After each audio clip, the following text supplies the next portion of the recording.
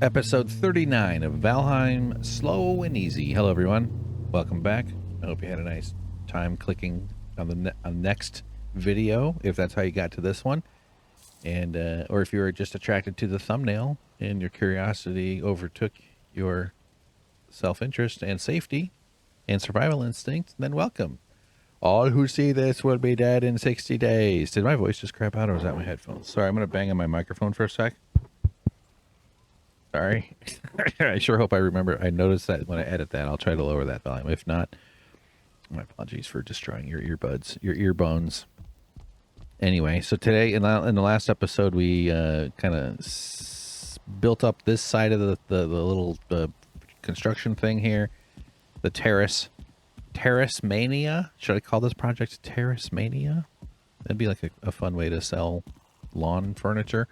And in order to match over to that side, so we're working on the symmetry thing, but it's obviously going to be tapering off. I could obviously like bring the earth all the way up, but that gets a little ridiculous. And so lots of decisions to be made. I do want to eventually make this mostly stone around here, but and so speaking of that, we have a lot of work to do to get some stones and get some rocks so that we can do this project. Which means adventure, stone adventure. I have a quarry kind of place, which we will, here, you know what, let's bring this up with us. This will be like this will be one of our things. Let's put that one away. Thank you. I'm going to change the outfit so I don't get murdered. Head up here. I'll show you the one quarry, and then I think what we'll do is we'll set up for another spot that I noticed that will be an easy, good way to gather some stones. So let's see here. I think we can do it. Yeah, I have stone back. Okay. Yeah, it's fine right there. Yeah, we'll make a decision on what food. Now that we've got the platters and the stuff, it's just like such an exciting new phase of managing the food and stamina and stuff. So, guys, not afraid of showing his shirt in public, or his. I'm afraid of showing my shirt in public, let alone my damn body. Okay, so moving it messes it up. I get it. All right. And, of course, a padded, heavy metal... Oh, God damn it. Now I gotta do this stupid placing it stuff. So 6, 7, 8. Oh, there it is.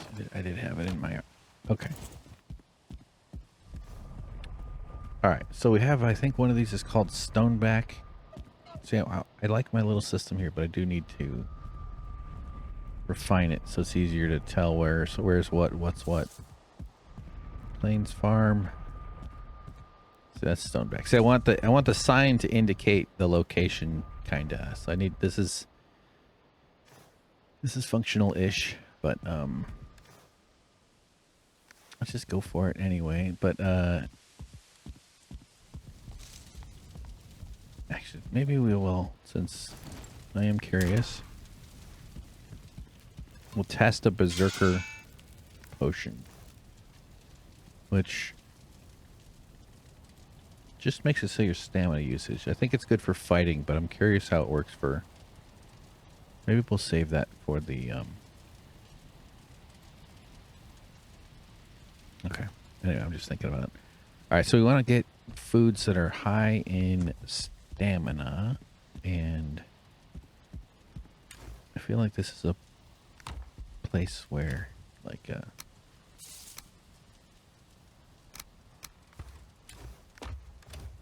onion soup, 60.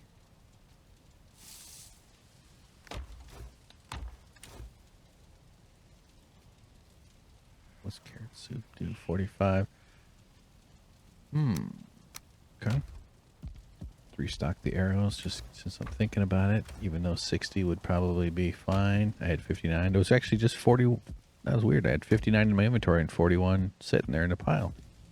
Wasn't that weird? I was thinking about how crazy it is. Oh, hold on. New thing. Oh, look at that. It's like a cool mug. That's awesome. That's the Sting concoction. We do actually kind of want to bring one of those. So where did I put the serving tray? Yeah, look at this thing. Meat of troll endurance. Hell yeah. So, what creature can carry more than a troll? Why, a Viking with this drink, of course. Hell yeah. Since this is a nice sunny spot, we'll just put one right there. Isn't that nice? Yeah, that's nice. And of course, I want to try something new. So, anti-sting. Ratatosk. No idea. There is a berserker mead. Let me just see. 80% block dodge. So your stamina just goes super good. I sort of am like, I just want to save it in case I need it. It's like, well, you have it, so just try one. Just try one and see what happens. So we'll bring that.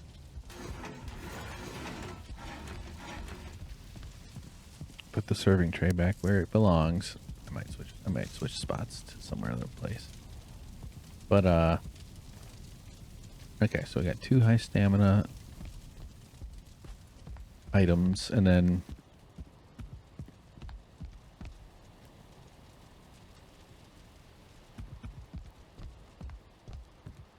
fine, just take it.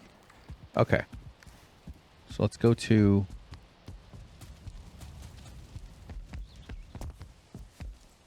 the first quarry. And that is Stoneback. This is just like part of, it's close to plain space. If you want to see it on the map. Oh, hold on, I gotta get away from the thing. That noise drives me. Okay. So here we are. It is up here. And yeah, actually, no, it's, yeah. What am I doing? Yeah, right here. So, the quarry is basically all this area. No, over here. Something like that. Yeah. So I've got all kinds of stone. Okay. I hope that wasn't disorienting. So I was thinking about how amazing the Earth is. There's this new telescope, the Vera Rubin. The Vera C. Rubin. Super cool. I watched a couple of videos about it yesterday. And so I've already gone around here a bit and like dug out around these copper deposits, which is kind of fun. I don't know why I do that, but I feel like it's interesting to try to get all the copper out. And if you come up to here, you'll see I've done a bunch of stuff. Kind of what I like about this area is I noticed a whole bunch of stuff together, thus the quarry thing. Whoa, got 4 out of that. Sorry, I see mushrooms and stuff. I gotta go for it. Gotta get it. Gotta get it all. Is that after you're done digging it all out, it looks like a quarry. Like it functions like a quarry, and then it becomes sort of this, you know, empty giant wound that can never heal, that only plate tectonics could possibly do anything about. Or I suppose an asteroid impact would rearrange molecules or atoms pretty well. So this little spot actually is interesting because all these like little jaggedy bits I had carved up above all that, and it just seemed like there was more, so I dug deeper and then exposed that. So you can easily miss a bunch that are at the bottom. You know what I mean? But oh, that was fast. So let's just dig all this up. This is gonna get kind of repetitive. We'll do some. I might do this. I think this is a rock and I think that one is a stone. So you get stone and copper from the copper deposits. So this is a bit of a, like, I think if I focus on stone only, I'd have a, man, I'm just ripping through this stuff.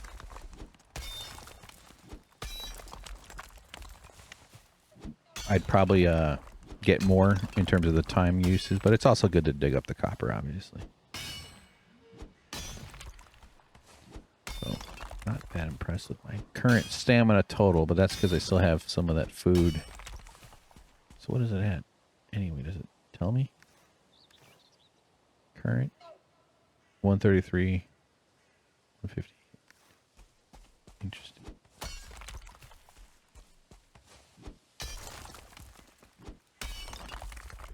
All right. Yeah, see, that's a stone right there. And I created this little chest for putting a copper. Ugh.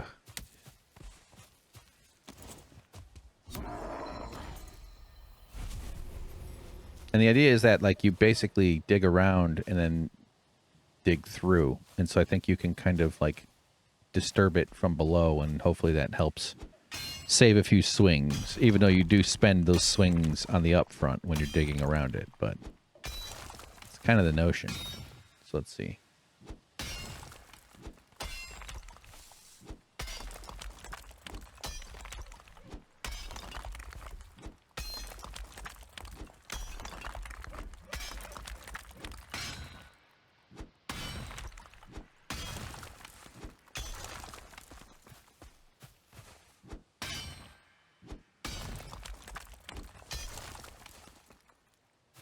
Okay, let's just take a walk around it before we destroy everything, just to give you a sense of...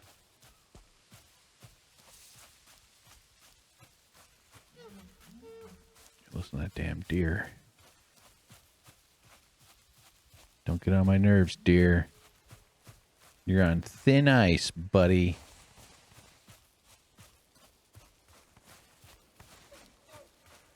Okay, let's go murder that deer. Hold on. Can I make it? Can I make it? Can I make it? Nope.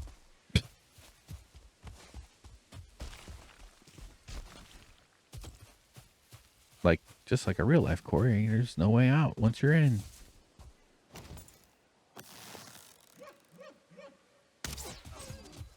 Yeah. This is a really pretty one.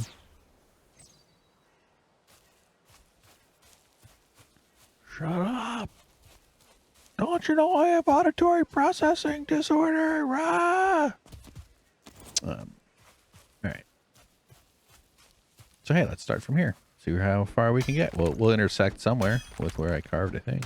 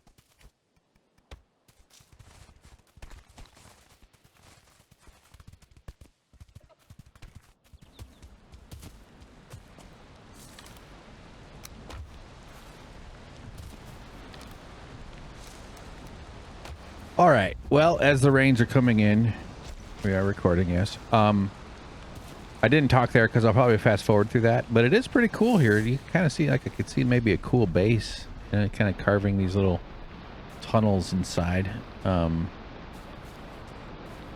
As the rain comes pouring on and everything, which is going to drive my head a little nuts. But yeah, so we're going to just go get rested since we ran out, and let's see if I can grab this stuff.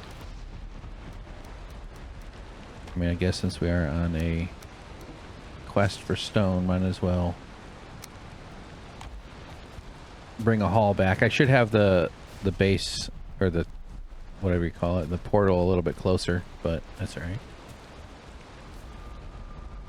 So you can kind of get a sense for it's kind of tedious. Uh-oh, is my microphone? I never know if it's my headphones or my I really want to get a lot of new equipment. Well, that's all right. So yeah, so here, let's do that. Let's do that. And it'll be raining back over there, which will be annoying, but maybe what we'll do is we'll set up for the tar. Turn this on to C. So comfort 12. And so yeah, we'll move to a different location with a portal. I do need to redo the words. That's going to be one of those offline. I mean, I don't know. I'm not against filming myself spending 2 or 3 hours while people sit there watching me go, do I want to put the word over here? You know, but it's also one of those that'll just go a lot faster if I... So we're going to create... Basically, we need to do 2 of these.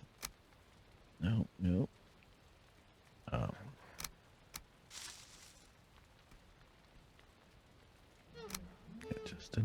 Just enough.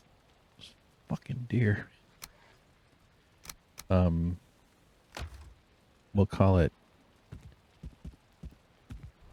Yeah, here, we'll do it over here. We'll call it tar stone.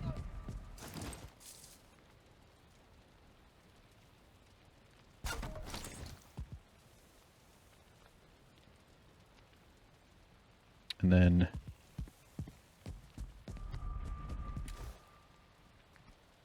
I don't think that's enough. I think I need... Oh, for God's sakes, just take it.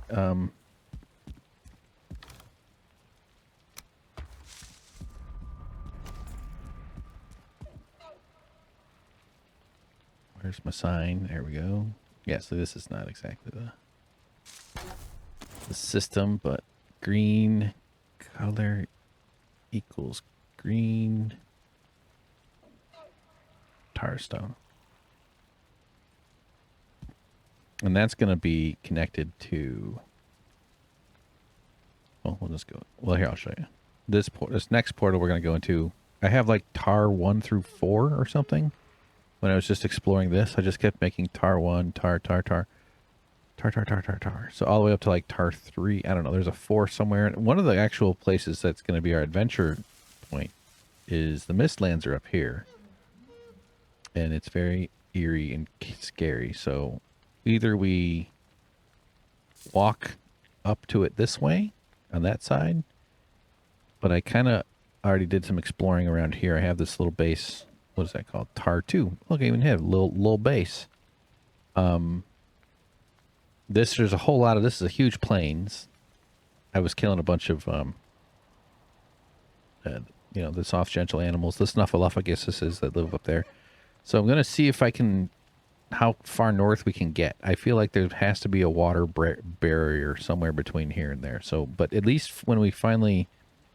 And I might even work on that a little bit today once we get a little variety. Maybe the next episode, actually, now that I'm sort of planning.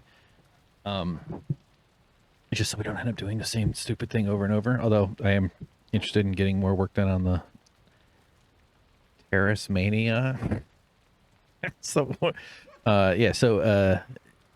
Yeah, anyway, that's a side point. But, so that's a plains area. So this will take us to tar 4. Well, that is that. So I want to go to tar 1 here.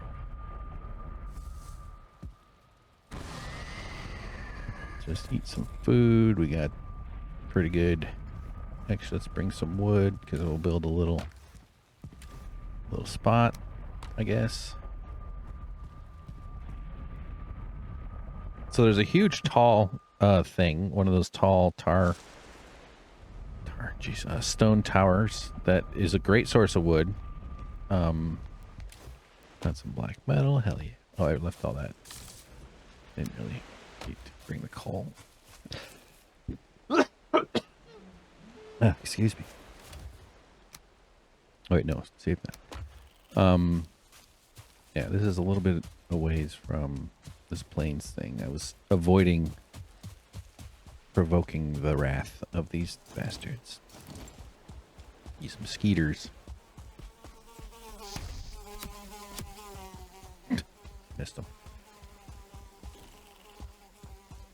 Bring it on.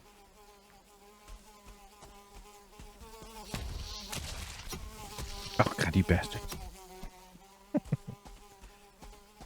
I was being reckless because I'm properly armored. That's why I was somewhat confident there that even if I did provoke.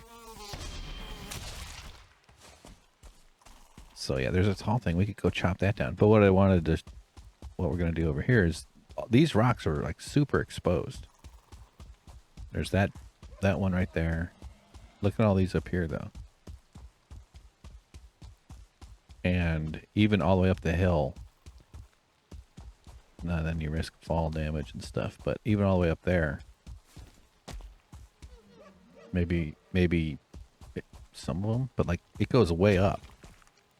And just chopping out rocks from way up high. So I thought this would be a spot, at least these three. That one over there maybe. Probably that one there. These bugs are...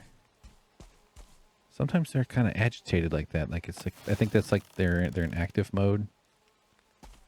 They don't seem to be noticing me too much though. So let's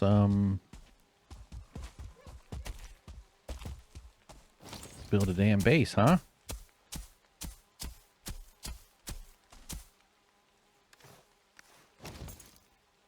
Doesn't have to be real complicated.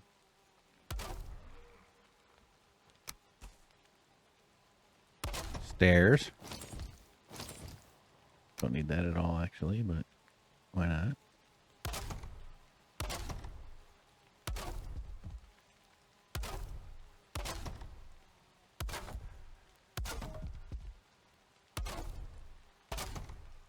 I don't know why I'm doing it like this. Don't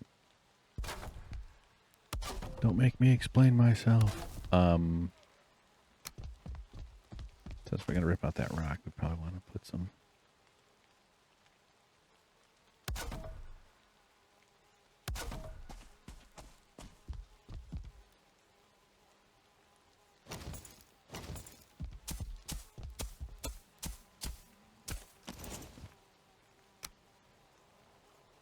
I didn't repair my whatchamacallit. But that's all right.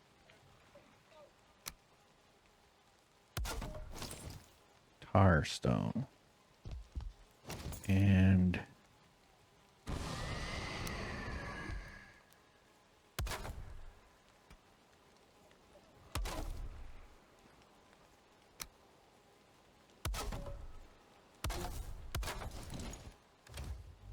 okay.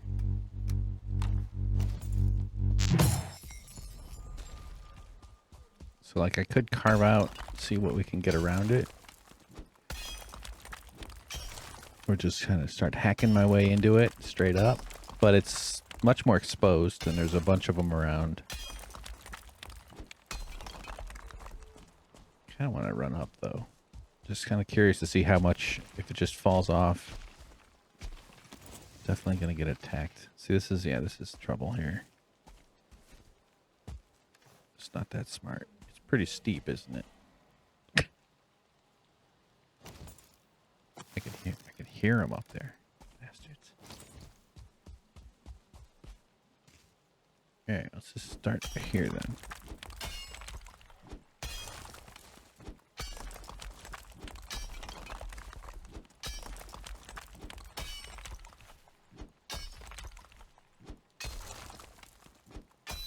So as I was saying earlier, This telescope is super cool.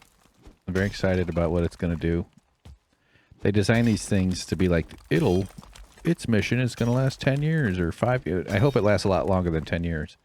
And oftentimes these type of programs usually do.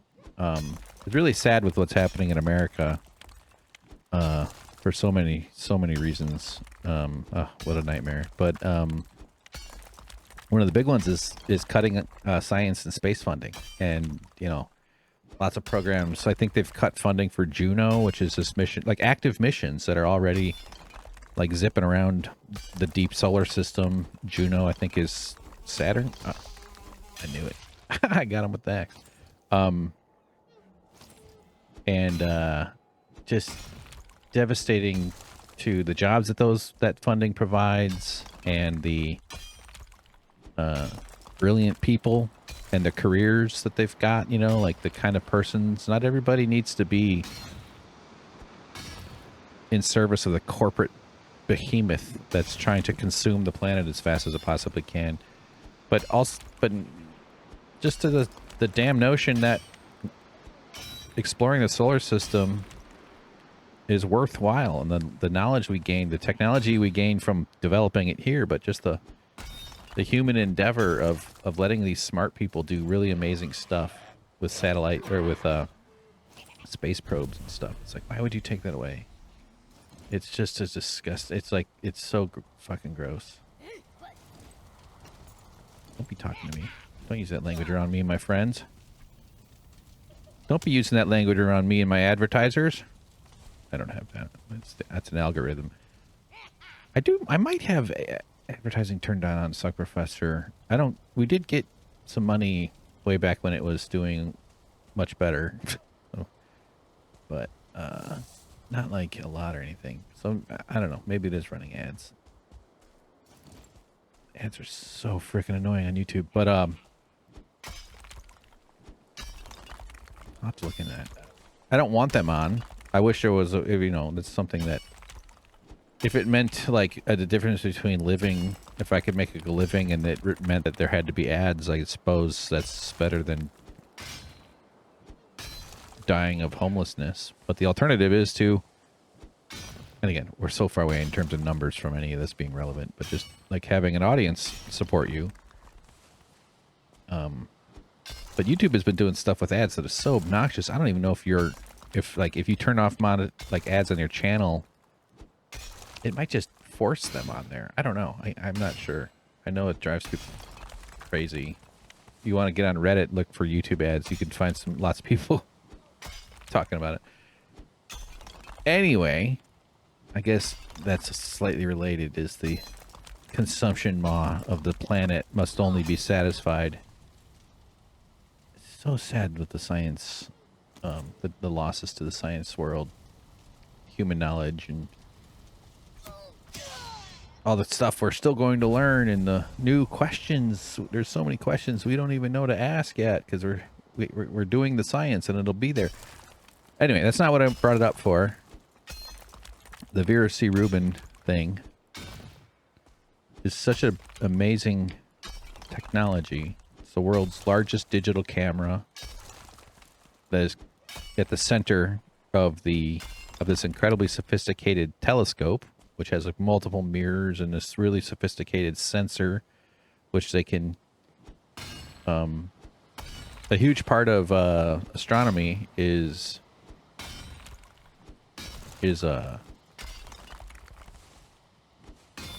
flattening and manipulating the reflective surfaces and the sensor surfaces. So it's like 30, I don't know, whatever, some number of these like square things, but they're able to control them to a degree that it is like a human hair is like 16 microns or 40 microns, something, but like they can get it to within 4 microns. They can make these, it's like super, but part of why they need it to be mobile, as well as with the way the mirror is built. I don't know precisely how the Vera C. Rubin is, but it's that like this thing is meant to move around fast. Telescopes of this size are usually kind of cumbersome and lumbering. but that's like it's on some sort of like high pressurized hydraulic oil float thingy, so they're able to like control it quickly, which means they can track stuff, but take these each photo it takes is 25 gigabytes. So it has this incredible system for sending that data around the world, because it's all going to be public access, assuming America will even allow us to have that anymore. But like, it's an international effort.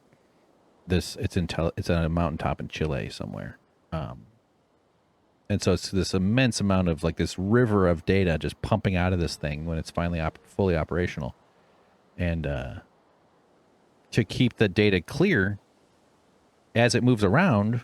And as gravity changes and its angle changes, it's so sensitive that when you get down to those little tiny little differentiation, like very, precise, the smallest differences makes a big difference. And so it's constantly correcting for aberrations in terms of its alignment with the mirror and with the camera and with the proper mirrors, and depending on what it's trying to take pictures of. And so it's like taking this time lapse of a huge amount of the southern sky. And it's so cool. It's amazing.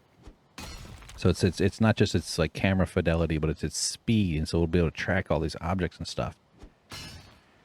And all that data will still be like, and then there's like a lot of like sophisticated algorithms that are going to go into software correction in terms of aberrations and like, yeah. So anyway, it's just, and like there's vibration of earthquakes. Not that they're in like an earthquake prone. I think that's why they picked this area, but nevertheless, the Earth is not a static thing. Earth is a bouncy, shaky object itself. Yeah. So anyway, it's just, what am I even saying? This has nothing to do with science or anything, but I was just thinking about while I was watching this whole documentary about it, learning all this cool stuff. It was like a 20-minute video, but what's so amazing about Earth is just how gentle, how much of the planet, this little layer where life exists, even down into the deepest cores. There's no life at the core, but like they think there's bacteria in like very hardy bacteria deeper in the there we go, now we're healed, deeper in the crust. Let's get some resting going here. But it's still like just this sliver on the skin of an apple kind of thing, especially in the top layer where we are, where the birds are, where the ocean is, where the dirt, all that, plants, trees. Yes, there's bacteria deeper, but that's still right up on the crust. And the peace that exists here, the gentleness, the fact that we can sit in a pleasant breeze, like this envelope of safety that is possible, which is not really a thing in most of the universe, at least as far as we're able to tell. We're looking for other planets that probably have conditions that are calm and safe, and we have a magnetosphere. Obviously, we're adapted to life. Like, if you're not adapted to this environment, this would be a very harsh environment. I mean, there's like a bias there in terms of, being an animal that evolved from this place, on this place. But, so yes, it is a harsh place if you're not evolved for it. But like the delicacies, the structure of flowers, the thinness of a bug's wings, all these sorts of things. And I don't know why my brain went to this notion, but like the ear bones, like the human ear bones, and I guess other animals, I think mammals have all similar structures. Like giraffes have the same number of bones in their neck as you do, which is wild. But the ear bones are these, I don't think that's convergent evolution, but they originally weren't for hearing. There's these tiny little pieces of the skull of our ancestors that became these sensitive little detection devices that are connected to each other, but they're super small and they're really delicate, and they pick up the frequencies that are only allowed because sound requires a medium. Like the sun has a sound, but we can't go up to it and listen to it. We can infer it from light observation once it reaches the vacuum of space. The fact that ear bones exist on this spot, that we get to live in this amazing dynamic, and it's only going to last for a tiny sliver of the universe's existence, the Earth, the sun's, unless we, yeah, whatever, I can get into that. But like in hundreds more millions of years probably, but we're doing what we can to try to destroy it, because destroying it is profitable. Pollution is not priced into the economy, and therefore it doesn't register as something to be concerned about, because it's someone else's problem. It's the future's problem, and it's someone else's problem. And it's a closed system. Entropically, it's being pumped with energy from the sun, which is why the overall heat register is going up. The energy overall is increasing because we've changed the chemical composition. But it's globally now, as a human society, we're at a point where we have to not destroy our hamster cage. We're at the limit. It's like a glass hamster cage, and we're just like trying to destroy it completely. I know we should have panicked like 40 years ago. But the media ecosystem and the profit ecosystem don't have room for the kind of changes that we need. Changes that would make us all better, safer, more in line with the earth, more in line with your instincts. Maybe dial down the whole fucking work panic, the anxiety and the urgency of having to pay. Why should you have to pay to exist anywhere? And if you do, why should it be expensive? It shouldn't be expensive. Existence should not cost anything, since nobody consented to it, but it shouldn't be expensive. It's expensive not because that expensing benefits you, it benefits the people who are selling you your existence on a day-to-day basis. And that's just nuts. It's just wrong. And it's just like me getting into my other podcast kind of stuff. Oh. Maybe they're just excited because these guys want me to be their friends.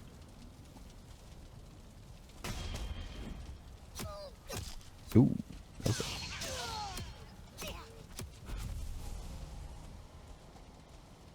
But that the amazingness of gentleness here, like the conditions for persistent stability in terms of not having extreme physics rock the shit out of the space. Earth as a planet and the solar system has been through periods where it's been bombarded by, well, I know one of them is called the late heavy bombardment, but like there were times where none of this was possible. And there were eons of just nothing happening except bacteria fizzing out farts into the calm seas. But then also weather patterns but even that kind of stormy weather pattern is nothing compared to the type of physics that forms solar systems and that explodes at stars and stuff like that. But like the conditions, the rarity, the conditions in you, this thing you have up in your skull, and that is also connected to this branching organ called your nervous system, is one of the it's where feelings exist. It's so fucking unique and special and rare on a cosmic kind of way.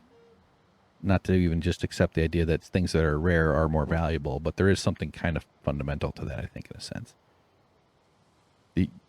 Your brain is part of the universe. It's a condition. It's like, I think of everything as like environmental condition. So it's all like even like the granite that's trapped inside a mountain. That's all just sort of an environment of its own. Very difficult to move through. It can transmit sound energy. Earthquakes are detected on the other side of the planet. Such and such.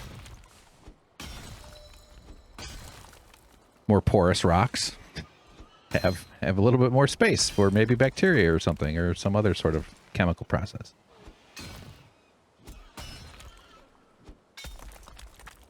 And yeah, just the way we're able to like put together all the stuff that we do in terms of human technologies and the all that is just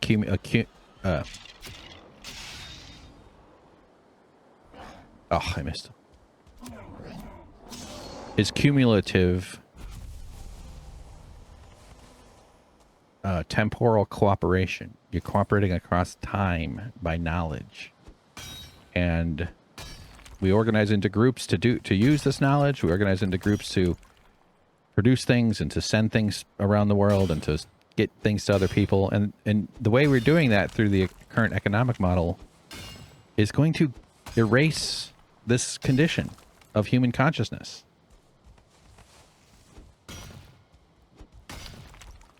Possibly even much greater animal extinctions, although it's unlikely we'll totally wipe animal existence off the planet.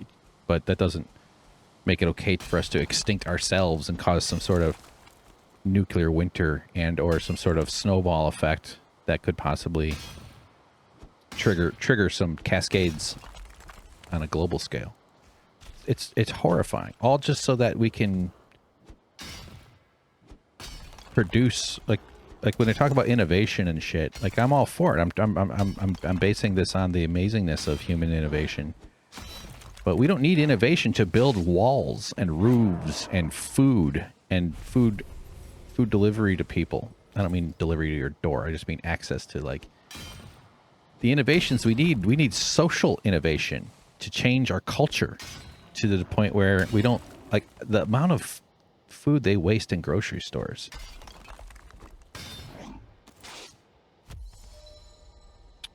What was that? For that, did I fist him? I didn't even see what. Like, yes, there's nuances to perishable. There's nuances to like, you know, liability, I guess. But like the amount of food that like where they, you know, like people, workers and businesses like that cycle through fresh food, throw away all kinds of edible food, and they get in trouble if they have a bite of a donut. You can get fired for stealing if you eat a donut on its way to the garbage. So they lock the garbage cans in a lot of these types of businesses. It's fucking sick, man. Look at me, I'm trapped up here. I like that they're like battling me up in the snow. Anyway, just the way of doing things is just such a mess. It's so stupid, and it's just the wrong spirit of celebrating leisure and celebrating the marvelousness of technology to make life easier, not just technology so that we can, you know, gain some advantage on how markets provide pricing feedback / profit accumulate. It's just nuts. It's just so out of whack. I went to school for business. I was raised not with like any kind of explicit politics, but my dad was a conservative, you know, so I've kind of traveled the entire spectrum, not necessarily in deep, hardcore right wing ever. And I never would have, you know, my brain booted up in my teen years. So I started being like, this conservative stuff is nonsense. Not that I had it all totally dialed in, but we're just so stuck in the way of doing it. We can't even imagine other possibilities. And I think one of the core things is just like land ownership, like the concept itself, especially when it comes to mass production scales. I don't mean like, and I think there's also, that doesn't mean you just eliminate it. I'm not saying that just by interrogating the concept, it should just automatically be like something we erase or we delete. That's a stupid. It's not how I think about stuff. But you know, building a world where we're responsible to each other and the land itself. Like, it doesn't have to be this hard. It doesn't have to be this stupid.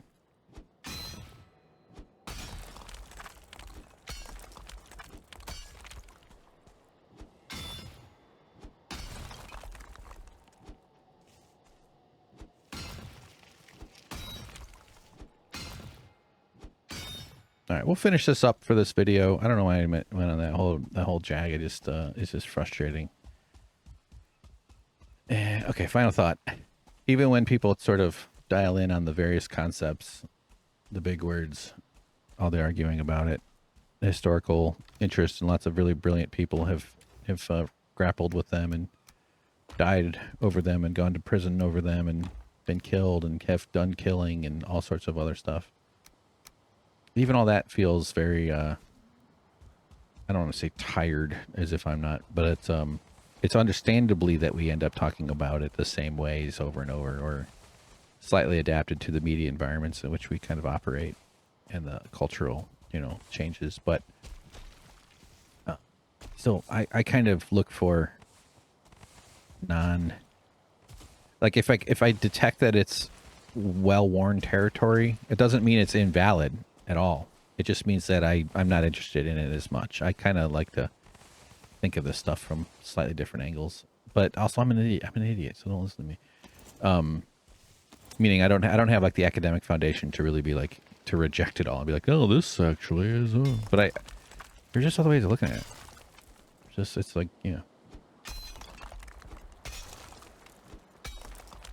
I think sometimes people fall into the routine patterns because those are a sort of belonging. There's a kind of validation that comes from that, from whatever political or cultural kind of thing.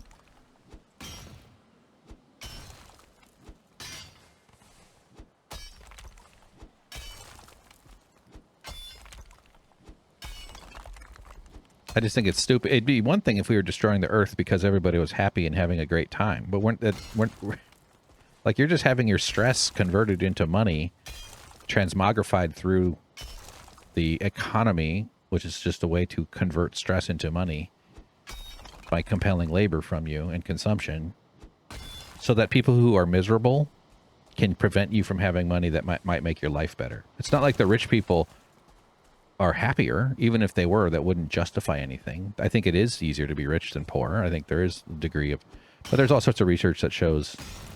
I knew we were gonna take a fall there. So this is the flaw in this idea.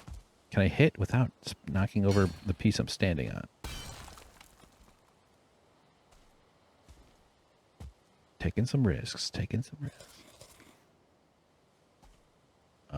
But like the idea that we're subjected to this way things are, particularly the more you learn about history and the kind of all of this stuff as connective tissue to the past and the exploitative and practices and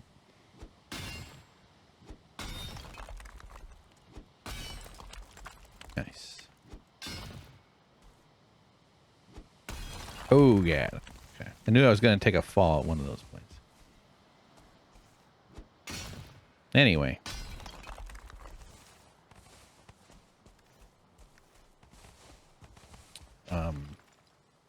Did I finish my final? Hold on. I don't know.